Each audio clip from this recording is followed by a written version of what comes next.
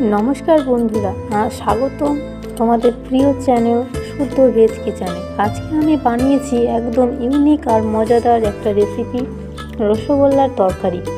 হ্যাঁ, ঠিকই শুনেছো, মিষ্টি রসগোল্লা দিয়ে তৈরি দারুণ ঝাল মশলাদার তরকারি। চলুন দেখে নেওয়া যাক কীভাবে বানিয়েছি।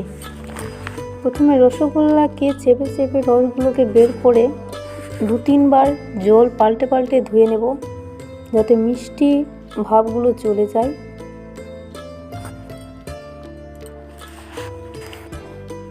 তরকারিতে দেওয়ার জন্য একটা পেস্ট বানিয়ে নিচ্ছি আদা, কাঁচা লঙ্কা, টমেটো দিয়ে।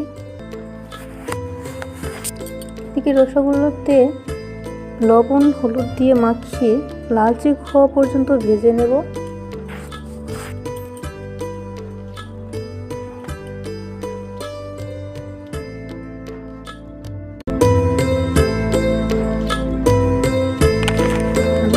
আলু আর মটরশুঁটি নিয়েছি, আপনারা নিজের মনে পছন্দ মতো সবজি নিতে পারেন।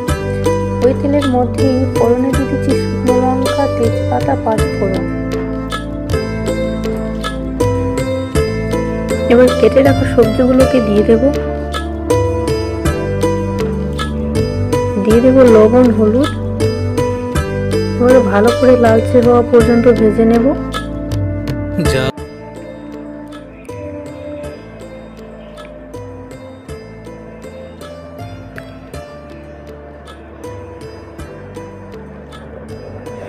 এবার আগে থেকে পেস্ট যে বানিয়ে রেখেছিলাম ওটা দিয়ে দেব জিরে গুঁড়ো, ধনে গুঁড়ো আর লঙ্কার গুঁড়ো। এটাকে ভালো করে কষিয়ে নেব যাতে কাঁচা গন্ধটা চলে যায়।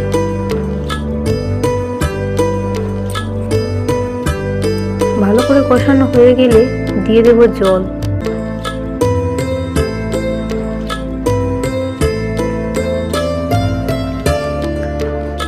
আপনারা এভাবে অবশ্যই একবার বানিয়ে দেখবেন।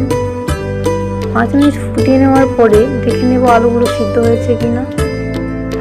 দেখেন আলুগুলো সেদ্ধ হয়ে গেছে। এবার ভেজে রাখা রসগোল্লাগুলোকে দিয়ে দেব।